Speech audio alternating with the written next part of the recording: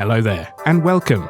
My name is Jason Millward, and you are listening to Plugged Into Virta, the electric vehicle charging podcast. The future of mobility is electric. In this podcast, we'll discuss about the newest and hottest topics in the world of e-mobility, smart EV charging, energy management, and the business around it. We'll go under the surface and discuss openly about the challenges, opportunities, solutions, and trends. We'll give you honest, fact-based information and tell you what it means in practice in plain English. So, if you want to hear insights from top experts, learn more about the world of EV charging and the future outlook, or just want to listen to some inspiring stories from around the world of EV charging, this podcast is for you. Today's episode is about petrol and why EV charging is a golden opportunity for petrol retailers. My guest today is Ilkka Koisti, and before we dive into today's subject and talk about the petrol sector and how electric mobility providers can help to solve them, could you, Ilkka, just introduce yourself and tell us a bit more about yourself? Excellent. Thank you, Jason. Yes, my name is Ilkka Koisti, and I'm working for Into Virta, and my focus is on the business development and specifically for petrol retailers. And my background is basically on the software development business for customers who wants to earn more revenues and profitable way, and also get more loyalty customers. Thank you for joining us. So let's set the scene first. What's happening in the fuel retail industry, and what are the biggest challenges? What are the biggest pain points? So far, what I have learned with the discussion with petrol retailers, the amount of diesel and petrol per day or month is declining, or at least it's not growing anymore that fast as it used to go.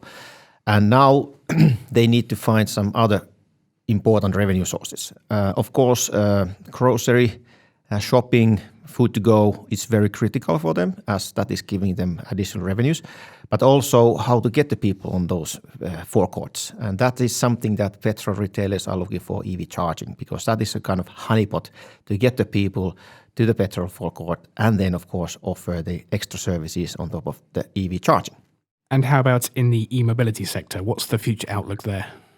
Well, as we know, every day from the newspapers, there's a lot of articles how the amount of EVs in every continent is growing. And of course, specifically in Europe, it seems to be very much a topic that is also in the politicians. They want to get the, let's say, digitalization for transmission and transportation, and of course EVs are one part of that game. Is the electrification of mobility a threat or an opportunity for the petrol sector? Definitely I see it as a great opportunity, as if we think a little bit out from the box. Traditionally, EV drivers are coming to the petrol forecourt and of course charging their vehicles, EVs, and then also buying some coffee and food to go stuff. But if we think a little bit out from there, customers are also charging their vehicles at home and also at their office or some other locations. So we are talking about golden triangle approach. So basically the EV and petrol should also meet at your business, at your office locations. So imagine that the petrol brand would also offer the charging at your office location with their brand, with their invoicing billing services as a 1 monthly bill. That would be an opportunity that petrol retailers should take, as well even to go home. So with your brand, petrol retailer's brand, you would show a charging service at customer's home.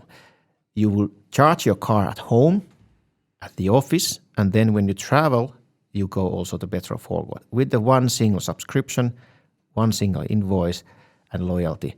That is a killer. It's nice and simple. It's nice and simple, and your brand is always aware that you're at home, office, as well at the petrol forecourt. Your brand picture is getting much stronger. Good.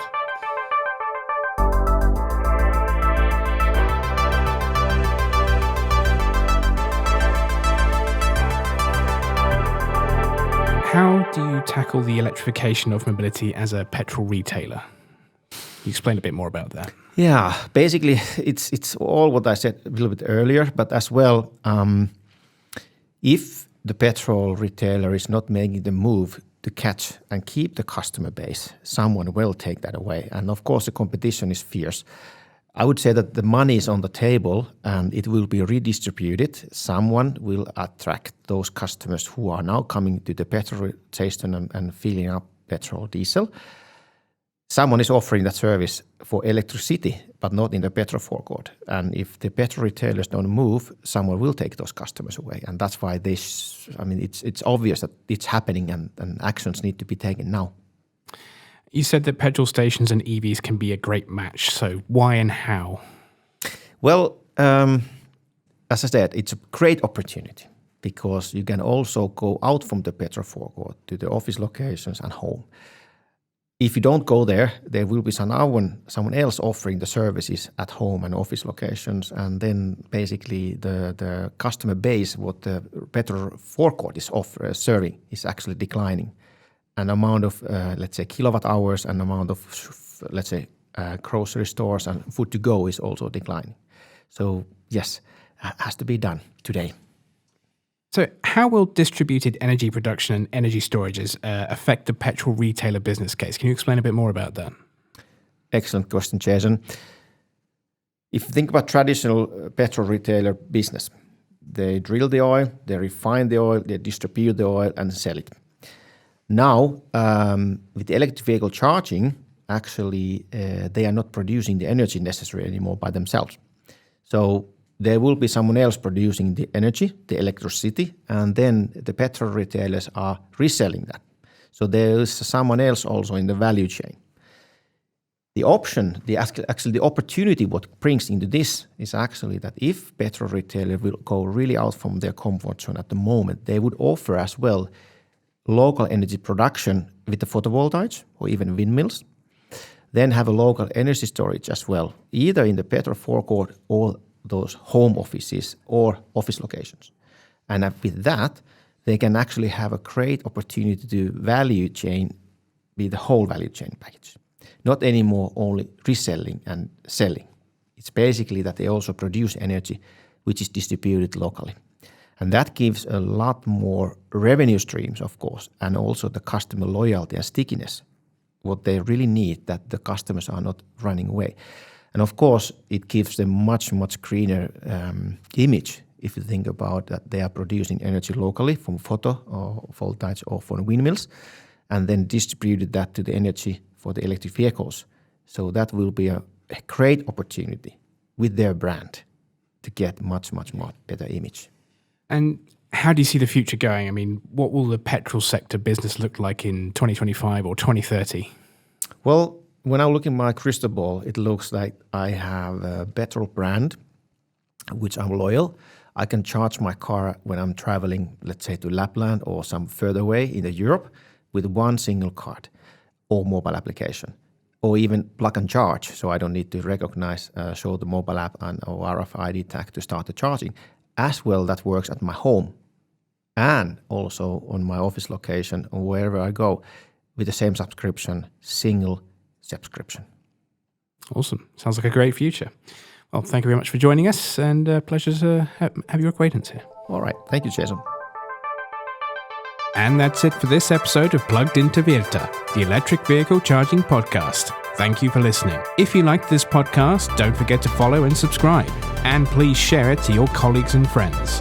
We appreciate all your feedback, reviews, and ratings too. You can connect with us on LinkedIn at Virta Limited. And if you're looking for more information about EV charging, e-mobility, and energy management, visit us at virta.global. Until next time, thank you for joining us. Let's take charge of the future together.